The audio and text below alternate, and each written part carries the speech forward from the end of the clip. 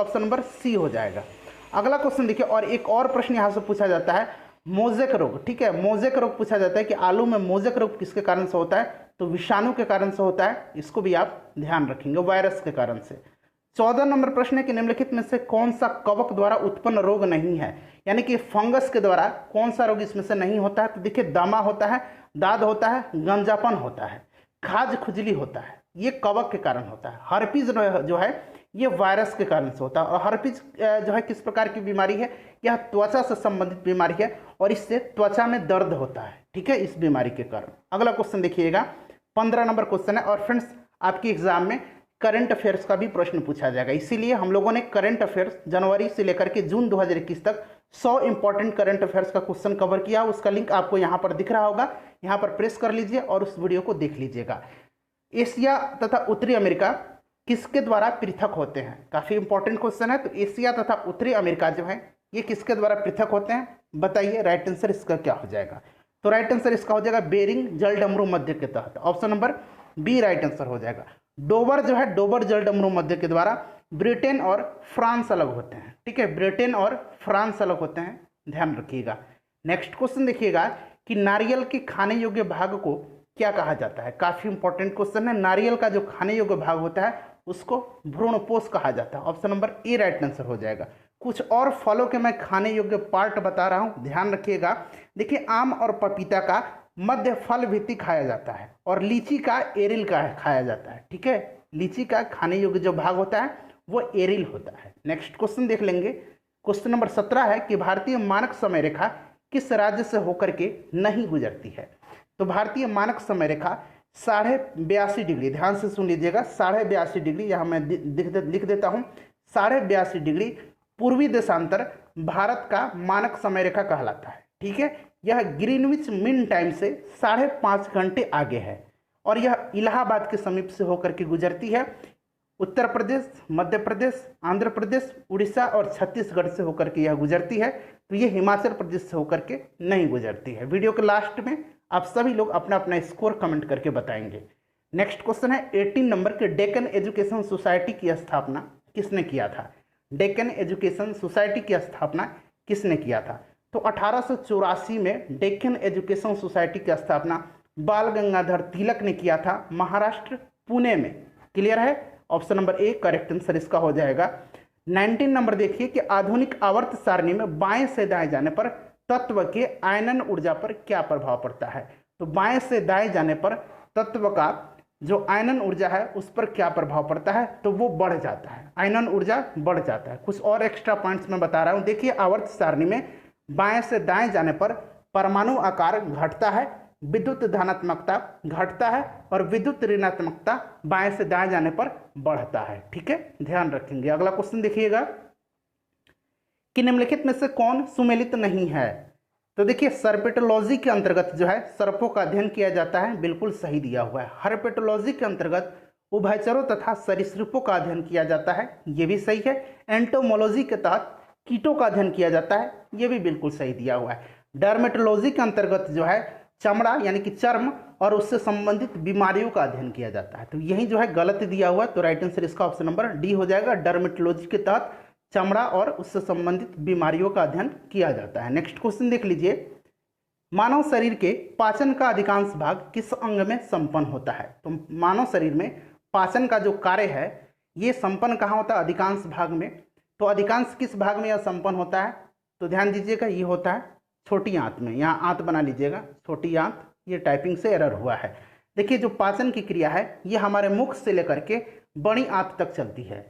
Next question देखिएगा, question number 22 की राष्ट्रीय परमाणु ऊर्जा आयोग का गठन कब किया गया। इंपॉर्टेंट क्वेश्चन है, कई बार ये पूछा जा चुका है। राष्ट्रीय परमाणु ऊर्जा आयोग का गठन जो है ये किया गया 1948 में, डॉक्टर होमी जहांगीर भाभा की अध्यक्षता। ठीक है, तो राइट आंसर इसका ऑप्शन नंबर ए हो जाएगा। इसरो की स्थापना कब हुई थी और इसरो के वर्तमान में चेयरमैन कौन है। इसरो की स्थापना कब हुई थी और वर्तमान में इसरो के चेयरमैन कौन है, ये दोनों आप कमेंट करके जरा मुझे बताएंगे, अभी तुरंत आप बताइए। चलिए 23 नंबर क्वेश्चन देखिए कि घाव भरने में सहायक विटामिन कौन सा है। तो घाव भरने में जो विटामिन सहायक होता है वो कौन सा विटामिन है, विटामिन सी है। Option number C right answer हो जाएगा। विटामिन सी की कमी से कौन सा रोग होता है, स्कर्वी होता है। विटामिन सी का रासायनिक नाम क्या है? एस्कॉर्बिक एसिड है। विटामिन ए की कमी से रतौंधी होता है। विटामिन ए का रासायनिक नाम रेटिनॉल है। विटामिन बी की कमी से बेरी होता है। विटामिन बी का रासायनिक नाम क्या है? थायमिन है। विटामिन के की कमी से क्या होता है? रक्त का थक्का नहीं बनता है। विटामिन के का रासायनिक नाम क्या है? तो विटामिन के का रासायनिक नाम क्या है? फिलोक्विनोन है। यहाँ मैं लिख देता हूँ, फिलोक्विनोन है विटामिन के का रासायनिक नाम। रासायनिक नाम पूछा जाता है, इसीलिए आप ध्यान रखेंगे। 24 नंबर देखिए कि विक्टोरिया जलप्रपात किस नदी पर स्थित है? काफी इंपॉर्टेंट क्वेश्चन है। विक्टोरिया जलप्रपात जो है यह किस नदी पर स्थित है? तो फ्रेंड्स, विक्टोरिया जलप्रपात जो है यह स्थित है किस नदी पर? बताइए। जाम्बेजी नदी पर। Option number D right answer हो जाएगा। विक्टोरिया जलप्रपात और करीबा बांध पूछा जाता है कि करीबा बांध किस नदी पर है? तो ये भी जो है जाम्बेजी नदी पर ही स्थित है। अफ्रीका महाद्वीप में है, ध्यान रखेंगे। देखिए, मस्तिष्क का कौन सा भाग ठंडा तथा गर्म को पहचानने का कार्य करता है?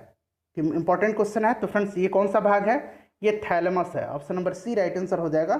थैलेमस जो है दर्द, ठंडा और गर्म को पहचानने का कार्य करता है। यहाँ पर आप देख रहे हैं सेरिब्रम।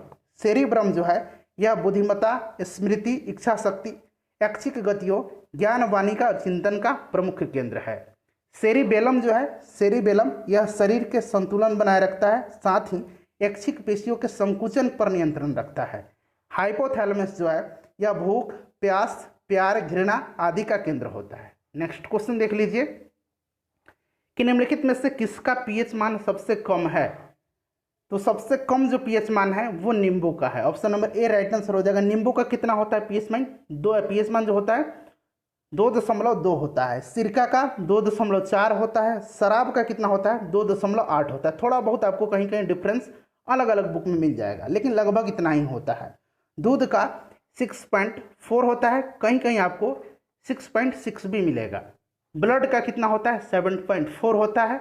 खाने वाला जो नमक होता है उसका कितना होता है? 7 होता है। शुद्ध जल का 7 होता है। नेक्स्ट क्वेश्चन देखिएगा कि यदि कोई व्यक्ति अगर राज्य विधायिका का सदस्य नहीं है तो वह, खाली स्थान दिया गया है, कितने अवधि के लिए मुख्यमंत्री नियुक्त किया जा सकता है एवं उक्त निर्धारित समय में उसे राज्य विधायिका हेतु निर्वाचन होना है, अन्यथा वह मुख्यमंत्री नहीं रहेगा।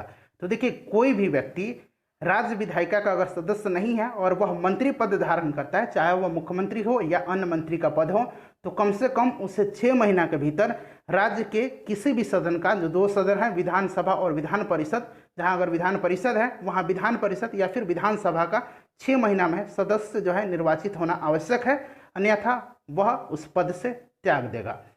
तो राइट आंसर ऑप्शन नंबर इसका बी हो जाएगा। नेक्स्ट क्वेश्चन देखिएगा कि अलीवर्दी खां की मृत्यु के पश्चात बंगाल का नवाब कौन बना था? तो देखिए, अलीवर्दी खां 1740 में, ध्यान रखेंगे, 1740 में गिरिया के युद्ध में, किस युद्ध में?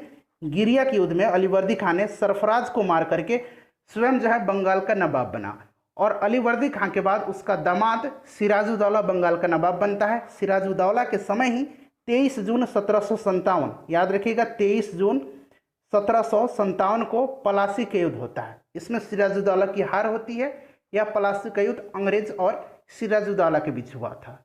नेक्स्ट क्वेश्चन देखिएगा, अगला क्वेश्चन है हमारा कि कान पर ध्वनि का प्रभाव कितने समय तक रहता है?